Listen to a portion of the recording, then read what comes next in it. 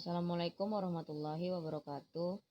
Nama saya Rimurti Wisnu Darmawan dari kelas 8I, absen 4, ingin menjelaskan tentang part of speech. Part of speech diantaranya ada verb, adverb, dan noun. Lanjut. Nah, di sini ada daftar isi. Yang pertama ada pengertian dari verb. Yang kedua, jenis-jenis verb. Yang ketiga, contoh kata verb. Yang keempat, contoh kalimat verb. Dan yang lainnya sama ya. Di sini saya akan menjelaskan tentang verb.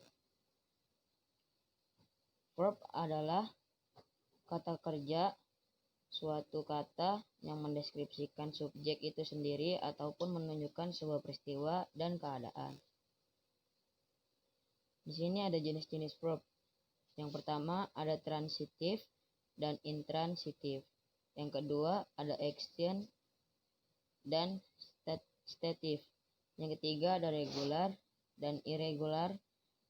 Yang keempat ada linking verb. Yang kelima ada causative. Yang keenam ada finite dan non-finite. Di sini ada contoh kata verb. Yang pertama ada menerima, yang kedua ada menemani, yang ketiga ada menuduh, yang keempat ada mencapai, yang kelima ada menambahkan, yang keenam ada mengagumi, yang ketujuh ada mengakui, yang kedelapan ada menasihati, yang kesembilan ada mempengaruhi, dan yang kesepuluh ada setuju. Contoh kalimat verb. Yang pertama, I heard you screaming from behind. Yang kedua, they waited the teacher teaching the private class. Yang ketiga, you gave me upsetting surprise. Yang keempat, law enforcement upholds justice hating violence. Yang kelima, ada you white me calling my boss. Terus di sini ada artinya ya atau meaning. Yang pertama artinya itu saya mendengar Anda berteriak dari belakang. Yang kedua, mereka menunggu guru mengajar kelas privat. Yang ketiga, Anda memberi saya kejutan yang menjengkelkan. Yang keempat, penegakan hukum menegakkan keadilan yang membenci kekerasan. Yang kelima, Anda menunggu saya menelpon bos saya. Kita lanjut. Yang di sini ada adverb.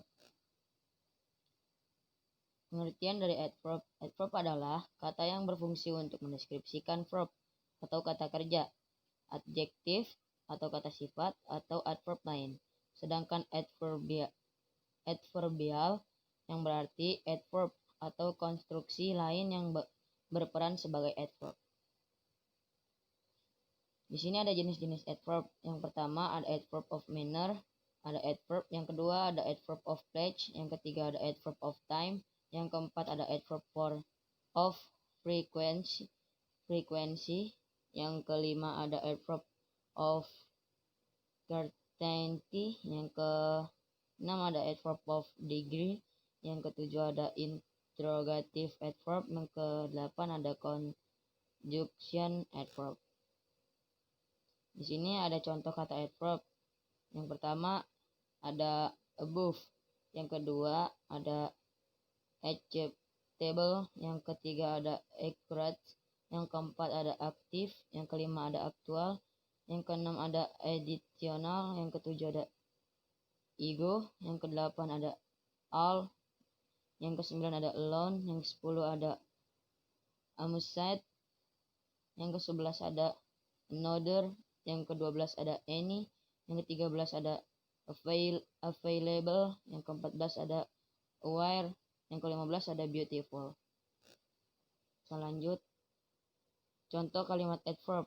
Yang pertama ada adverb of manner atau keterangan cara. Contohnya, I can solve this math problem easily. atau artinya soal matematika ini dapat dengan mudah aku selesaikan. Yang kedua ada adverb of time atau keterangan waktu. Contohnya, I just went to eat with him last night. Aku, yang artinya aku baru saja pergi makan dengan dia tadi malam.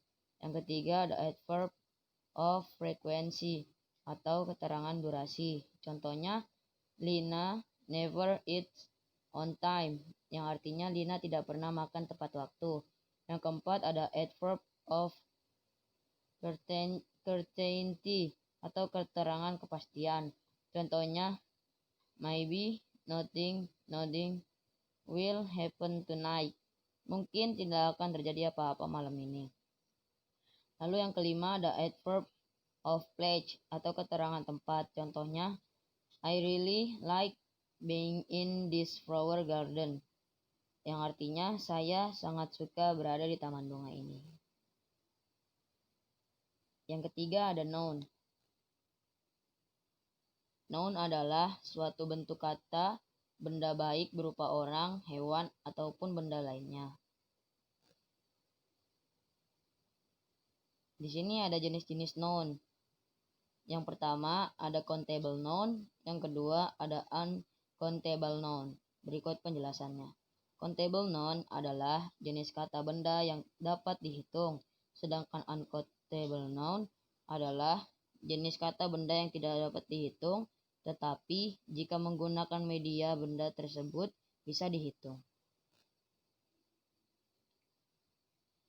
Di sini ada contoh kata countable noun. Countable noun merupakan jenis kata benda yang dapat dihitung dan memiliki jumlah. Contohnya, yang pertama ada mango, yang kedua ada apple, yang ketiga ada man, yang keempat ada lamb, yang kelima ada bottle, yang keenam ada dress, yang ketujuh ada remote, yang ke-8 ada head, yang ke-9 ada table, yang ke-10 ada chair. Di sini ada contoh kata uncountable noun. Uncountable noun merupakan jenis kata benda yang tidak dapat dihitung jumlahnya kecuali menggunakan media. Contohnya, yang pertama ada sugar, yang kedua ada oil, yang ketiga ada water, yang keempat ada sand, yang kelima ada air, yang keenam ada light, yang ketujuh ada rice, yang ke-8 ada rain, yang ke-9 ada gas, yang ke-10 ada salt. Contoh kalimat countable noun, yaitu di sini watermelons berkata, my mother buys some watermelons in the market, yang artinya ibuku membeli beberapa semangka di pasar.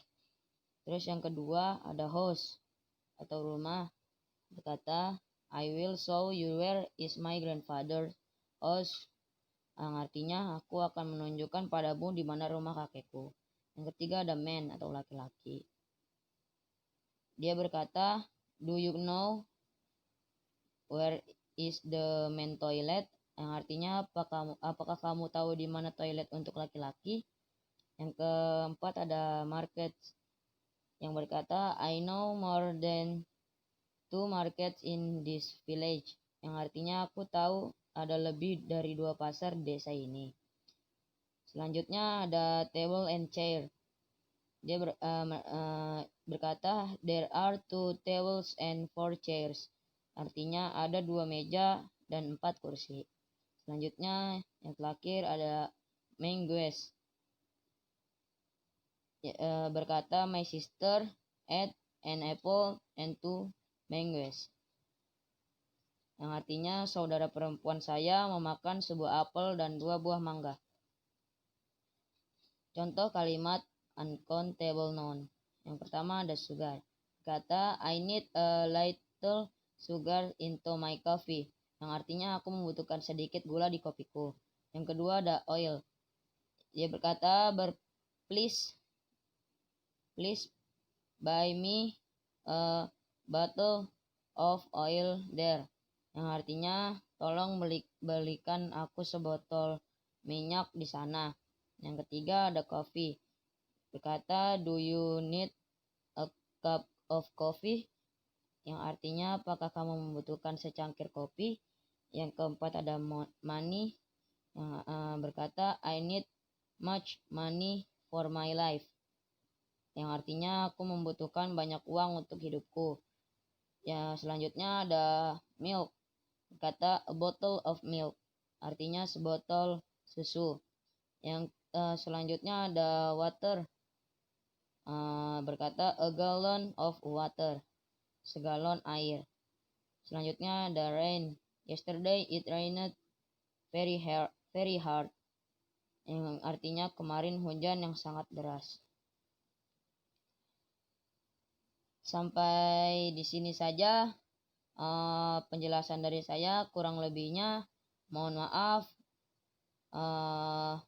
Assalamualaikum warahmatullahi wabarakatuh.